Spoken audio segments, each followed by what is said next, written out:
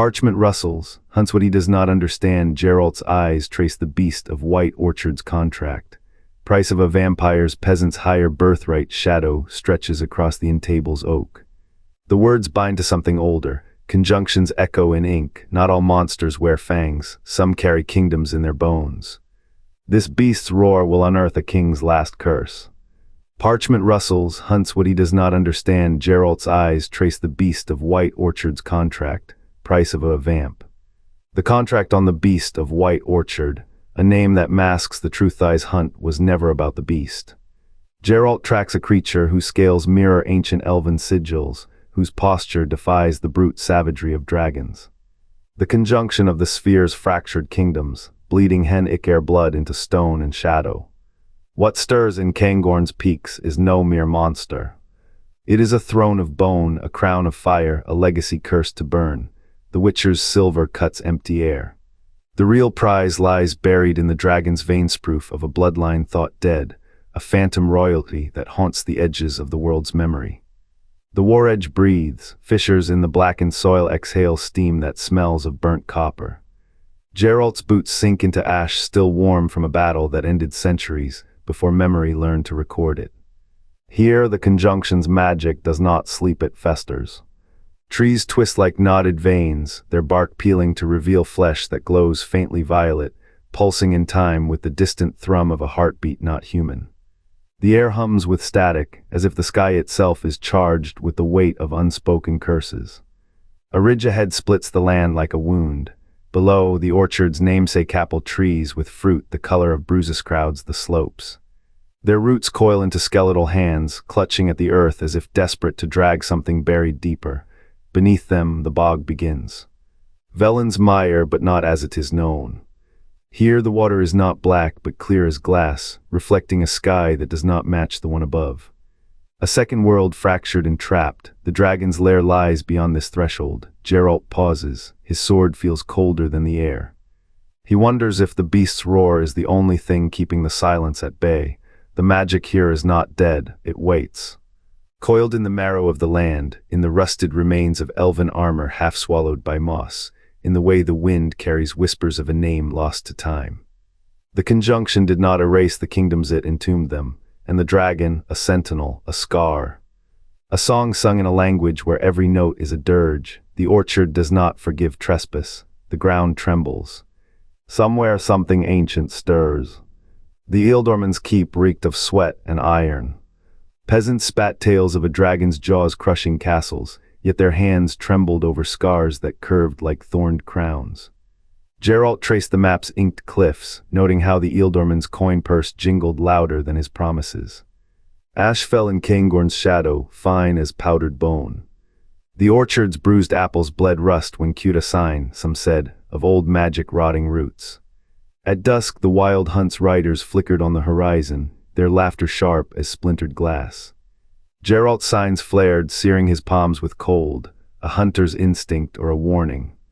The dragon's first roar split the sky, yet the ground did not burn, it wept. Molten tears carved rivers through stone, each drop a memory of a prince who once sang to forests now charred. The Ealdorman's men fled when scales turned to shattered armor. Geralt stood in the crater, the beast's wing blocking the moon. Its breath stank of grave soil and lavender flowers buried with kings. Between the cracks in its skull he glimpsed not fangs but a face. Familiar but a face forgotten. A song's ghost hummed in his blood. Conjunction's magic does not die, it waits. The dragon's death throes shook the spheres. A chord struck in a language older than elven scrolls. Geralt's sword dripped, but the true wound bled in silence. Somewhere a crown lay half buried in ash, its gem still humming with a prince's last vow. The orchard's silence pressed like a tomb. Geralt wondered if monsters are ever anything but kings in rags. The tracks led upward into the spine of the mountain. Sigils glowed faintly in the stone carvings no human hand could shape. How old were these marks, older than the first kings? Geralt traced the grooves, each a fragment of a forgotten tongue. The dragon's path was not random. It followed a script written in blood and time. At the summit the beast's lair opened like a wound, bones layered, nodes scattered but placed. Ritual. The sigils here were deeper, as if carved by fire. A pattern emerged, circles, spirals, crowns, not decorations, a message, a warning. The Witcher's hand brushed the rock, a hum answered, faint as a prince's vow. The conjunction's upheaval had shattered boundaries. Magic bled into the world and something old awakened. Geralt knew the conjunction's ghost still walked, but Thisthi's was older. The sigils mirrored the higher vampire's sigils, not a coincidence, a thread connecting elven sorcery to the dragon's core. The beast was not just a monster, it was a vault, a legacy sealed in scales. Geralt stepped back. The truth pressed against the air like a secret too heavy to keep. The dragon's death would not end this. The bones held a crown, the bloodline endured, what waits in the wake of a king's fall, not dust, a throne. The bones of Caingorn did not rot, they hummed with the Caer blood, a lineage drowned in the conjunction's tide. Callanth's sorrow did not curse a man, she sealed a kingdom's last breath in dragonhide. Scale and sinew became sarcophagus, each roar a dirge for a prince who forgot his own name. The villagers called him Beast. They did not see the crown fused to his skull, the sigil of Caer etched in his dying gasp. His fire was not fury, it was the echo of a throne room's collapse, the pyre of a dynasty smothered by spheres entwined. The Dryad's tears did not beg for mercy, they mourned a brother whose skin became barbed wire, whose wings were chains. The vampire guarding the past did not hunger, he kept vigil, a silent steward of a legacy too poisoned for the living. The sword that might have ended him would have shattered a time capsule of a king's last stand. What mercy lies in slaying a monument, the mountain holds its breath, the bloodline sleeps in teeth and claw. The monster was a psalm sung in Scalesar requiem for nobility drowned in time, and the world called it a monster. The ground split beneath it, Scales drank the Eodin, Geralt's ard flared, a silver sun in a throat of shadows. The dragon's roar carried a name, not of the tongue, but of memory elven, broken, buried by centuries of frost. He threw the sign again, the beast recoiled, its movements a mimicry of courtly grace, a ritual gone feral, blood and sigil. The trial of the grasses had failed, the conjunction's light had faded, but its debts remained. A claw tore through the air.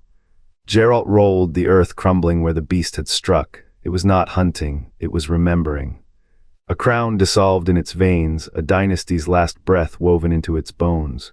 He saw it then, the truth unspeakable.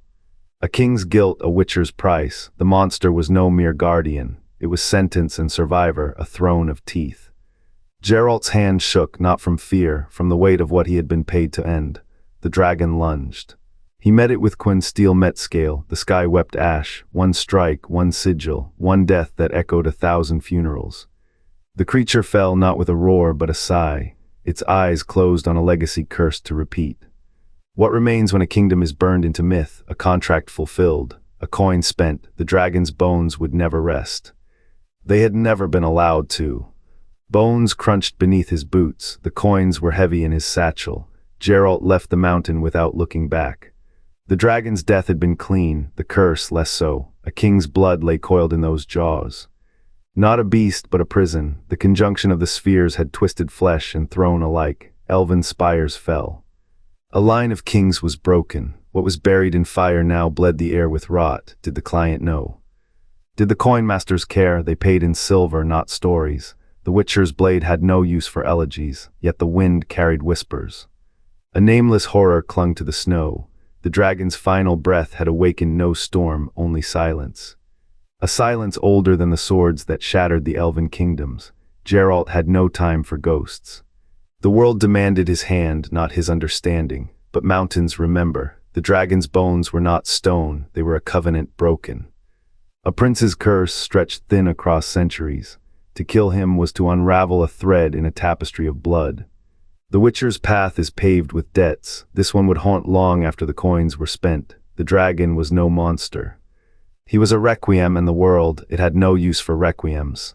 Word count 252. The contract was a key to a vault of sorrow. Buried in the dragon's roar was a kingdom's elegy. Elven blood stretched thin by the conjunction's fracture, pooled in cursed forms. Monsters were not born, they were made, by war, by exile. By the slow grind of human crowns on elven bones. Geralt's silver blade did not kill, it unmade. A requiem for a prince who forgot his name. The wild hunt ride not for sport, they chase echoes. Of a world drowned by the one we built, what is a monster, a warning, a relic? A history the continent devours to forget its sins. The dragon's gold scales held no treasure, only memory of a throne. Of a lover, of a star that fell when the spheres collided. Witchers are not judges, they are janitors. Scrubbing the stains of empires from the walls of time. Awe then for the quiet horror. The world does not mourn what it never saw, and the coins, they buy silence, a pact to let the dead stay buried. But dust has weight, and the wind carries whispers of princes, of hunts, of a conjunction's shadow still lengthening. The dragon of Caingorn did not roar alone. In every cursed pact, in every monster bound to noble blood, the conjunction's shadow coils. Geralt's silver sword found more than scales in the high north. Nilfgaard's war maps hint at similar beasts, their bones humming with forgotten dynasties. A vampire in Tausaint, a SDR zyga in Visima, each a mirror, each a fracture in time. What if the hunt for monsters was a hunt for heirs? The dragon's hoard was not gold, but a legacy smothered by centuries. The same magic that bent elves to monsters bent history itself. And still the wind carries a question. When the last prince dies, does his curse live in every wingbeat, every snarl, every shadow that outlives the sun? The conjunction's price was not just war, it was memory, and memory is a blade that never rusts. The contract was a key to a vault of sorrow. Buried in the dragon's roar was a kingdom's elegy.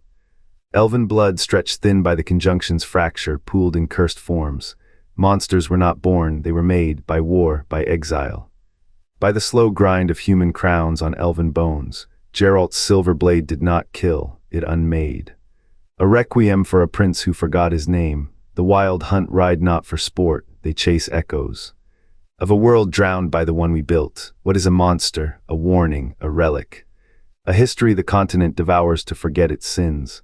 The dragon's gold scales held no treasure, only memory of a throne. Of a lover, of a star that fell when the spheres collided. Witchers are not judges, they are janitors. Scrubbing the stains of empires from the walls of time. Awe then for the quiet horror.